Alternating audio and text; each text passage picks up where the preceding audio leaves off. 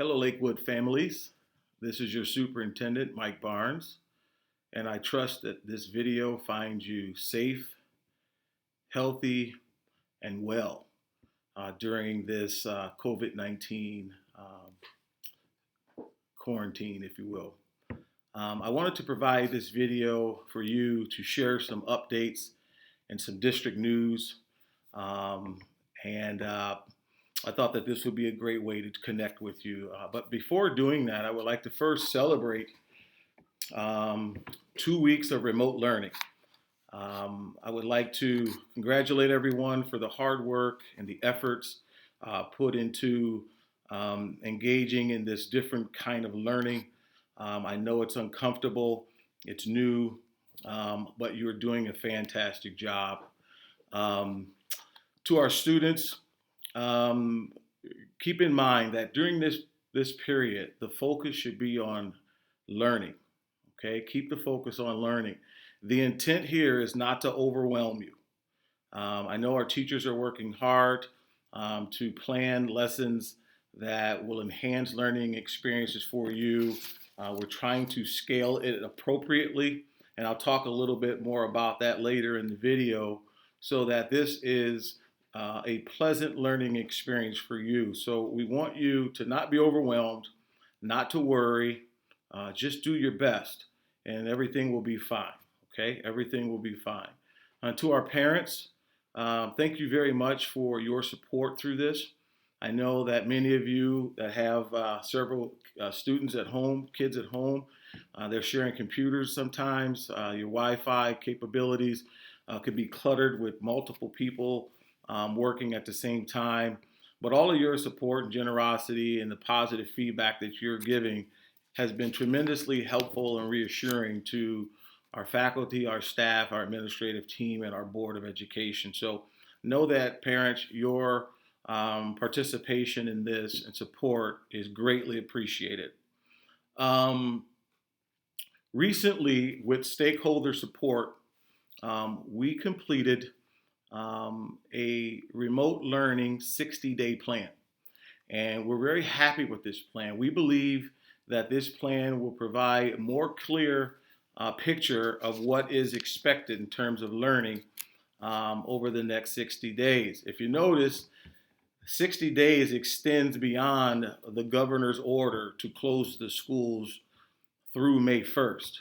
We believe, as all indications suggest, that school will be closed longer, and we felt that it would be prudent upon us as a school community to plan accordingly. And so rather than having a plan through May 1st, we wanted to be as comprehensive and as prepared as possible for the extended closure through the end of the school year. Hopefully things will get better and we won't need the last 60 days. But in the event that we do, we are prepared to continue to educate our students.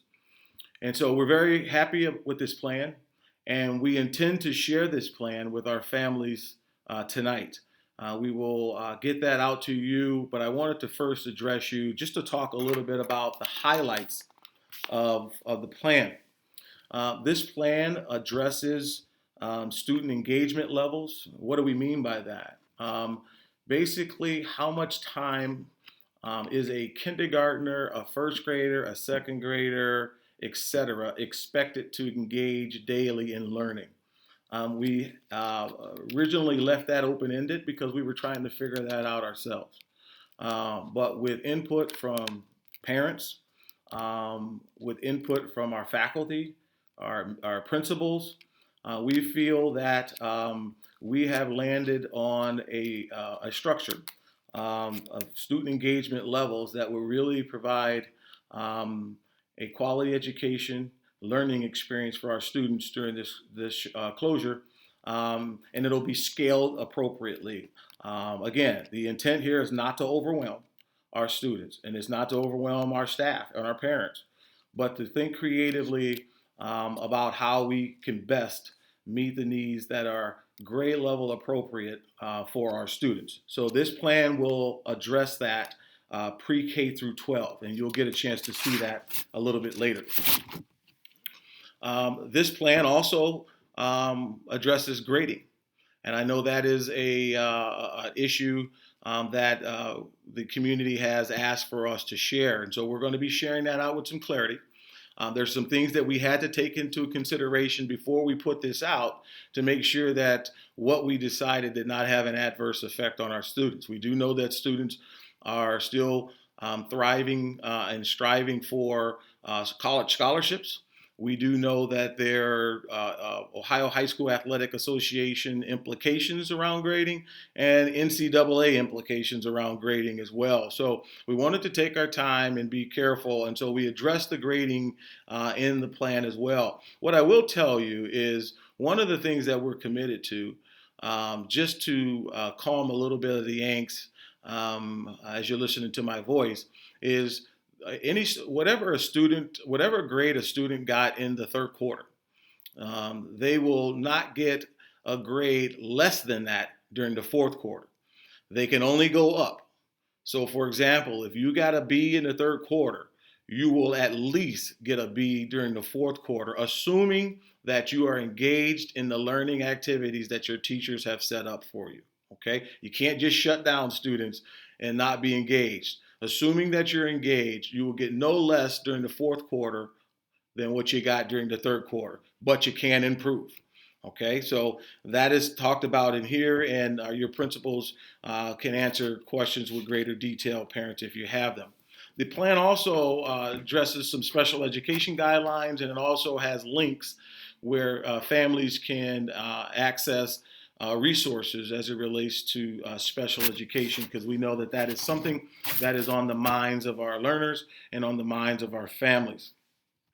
We also included in this plan, as a part of district updates, not to take for granted that everyone is paying attention to the state legislature and the laws that are being passed during this closure. We included some provisions specifically related to education that were a part of House Bill 197 that the governor signed. For example, that bill totally waived state testing for the balance of the 1920 school year. So students, you don't have to worry about taking state tests and wondering how we're going to figure that out. Parents, you don't have to worry about how we're going to figure that out. We're simply not giving them. The state has waived all state testing for the 1920 school year. Also, they're exempting all third graders in this bill from being retained as a part of the third grade reading guarantee that has been a part of our practice. Also, as important is graduation. I know some of our seniors and parents of seniors are concerned, what does this mean for us? If a student was on track to graduate prior to us being closed because of COVID-19, and assuming that that student stays engaged, we've been provided the room in this provision, the governor's signature and the legislature passing it. This bill allows us to move those seniors on to graduation who were already on track to graduate prior to us being closed due to COVID-19. And again, you'll be able to find this in the plan. Parents, when you get it, please share it with your children, talk it through with them. And we felt that it was necessary to come out with these provisions as a part of this plan so that we can communicate more clearly to our families around the expectations for at least through May 1st, but we believe even beyond to the end of the 2019-2020 school year. Also to note, any event to celebrate some senior milestones, our administrators at the high school, along with some staff and with some student input, have worked hard to secure 2 alternative days for prom and commencement. And we wanted to share this with you now so that families can begin blocking those dates and planning accordingly. So as we have it now, prom would be June 25th. June 25th would be prom. And commencement would be June 27th. June 27th. So once again, prom would be June 25th. and commencement would be June 27th. Now, this is all dependent upon the governor releasing the orders of this stay-at-home, the stay-at-home order. Um, if things get better, we're allowed to socially gather. These dates have been secured so that we can celebrate our seniors in the milestone that they've achieved um, throughout their K-12 experience. So I just wanted to share those updates with you. I wish you the very best. A happy Easter to everyone. Take some time to enjoy your families, friends, if you can, and just reflect and just remember just how, even considering these circumstances, we still are very, very blessed. And we have a lot to be thankful for. And things will get better. We're in this together. We always will be. One heartbeat, one Lakewood. Thank you.